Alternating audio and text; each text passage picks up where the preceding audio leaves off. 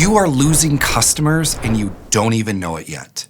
You see, the biggest mistake I see most founders make is they try to be everything to everyone. They come to the market with multiple different offers because they don't want to leave money on the table, and they make those offers to anyone who would actually try to give them money. And while this might seem like a good idea as a founder, who in their right mind wants to leave money on the table? Who is going to see a customer come to you and be like, I want to give you money, and say, you know what? I don't want your money. No founder in their right mind does that, especially early on. But until you get to the point where you know who you serve and you can focus on not trying to be everything to everyone, but to be one thing to one type of customer, you're always gonna leave money on the table. So in this video, I'm gonna break down why we see this mistake all the time, why founders think they need to have multiple offers and serve multiple different industries, and figure out how do we fix it so we can make more money. So let's dive in. When we look at this idea of trying to be everything to everyone, now, I think most founders would say that's not the case, that they have an ideal customer that they're going after and they only serve that customer. But if you have multiple offers for multiple different industries and you're trying to get anyone that will give you money, you're trying to be everything to everyone. And here's what happens when you do that. You come to the market and let's say you decide, I'm gonna have offer number one. This is the first one I'm coming to the market with, and you get a prospect that's like, you know what? I kind of like it. I'll go ahead and buy it and try it. So you've got a customer here that's like, yes, offer one is great. And then you get another prospect that's like, you know what? Offer one is okay, but could you also maybe add in these other three things? And so now you're like, yeah, I want the money. So I'm gonna get a customer on this offer. And then another prospect comes in as, you know, like offer one's great, offer two is great, but really what I'm looking for is someone who can do this. And you're like scrambling for revenue. So you're like, okay, you know what? I will go ahead and do that too. So now you have multiple offers out there for multiple different customers simply because you couldn't say no.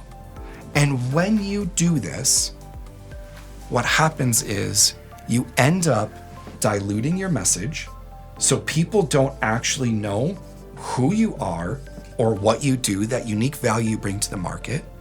You end up having multiple offers that you cannot scale, because trying to do three different offers that are not in line with each other, that don't build on each other, requires three different processes, three different structures, three different operational ways of fulfilling. So now you're stuck in this position where you can't actually scale. You don't know which customer is actually the right customer you should focus on. So you start talking to everyone. We are the all-in-one solution, because you don't actually know what you're doing. But when you decide to say, we're gonna only have one offer for one customer, what happens then is if a prospect comes in and is like, you know what, your offer's okay, but it would be really awesome if you could also do XYZ. You look at them and you say, nah, we're good. This is what we offer. This is what we bring to the market, and you're not the right customer for us. Then you find a customer who is the right customer, the person that looks at that offer and says, this is exactly what I've been looking for. You guys are in line with what we need. You're solving the problem that I have. I want to work with you. When you have one offer and one customer, you have a stronger message and you can scale. This is what happens when you try to be everything for everyone. It's even difficult for you to make decisions. What ad should you run? For which offer to which client?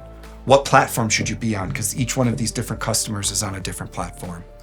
What message are you going to put out in the market? What are you going to say is the thing, the problem that you solve when each customer has a different problem and each customer is looking for a different solution?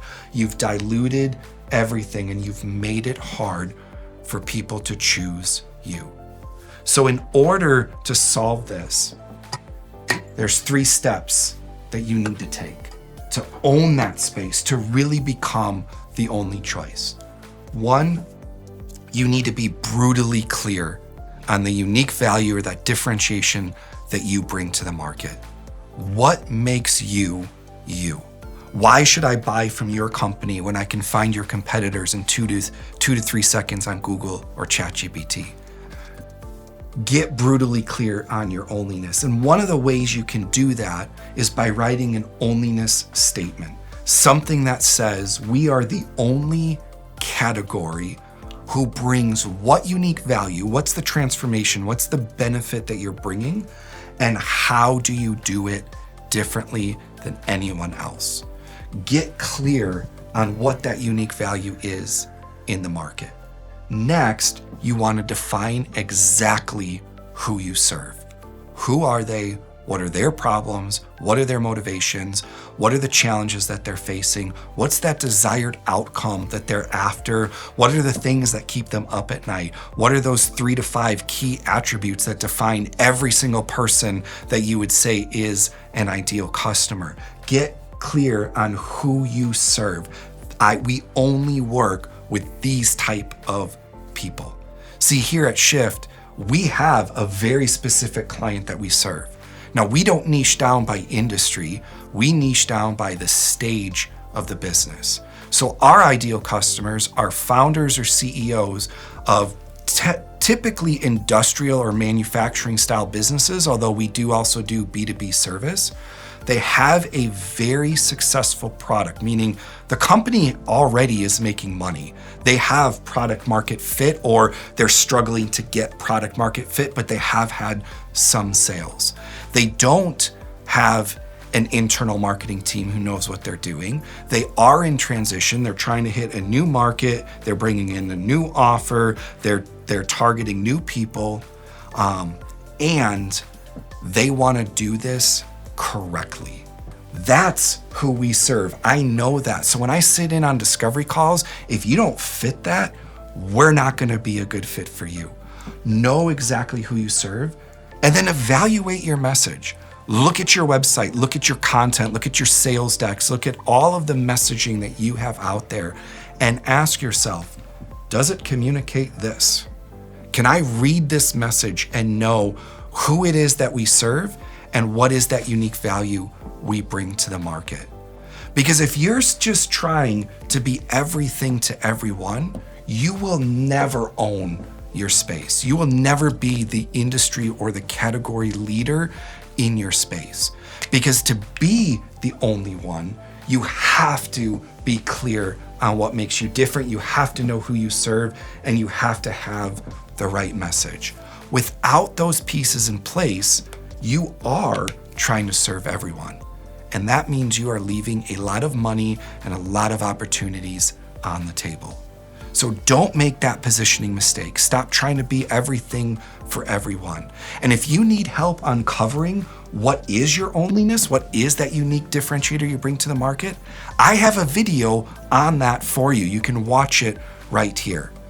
And if you found this video beneficial, give it a like, subscribe to the channel, leave a comment below on what helped you the most, or maybe what you think your differentiation is, and I'll roast it for you. But stop trying to be everything for everyone.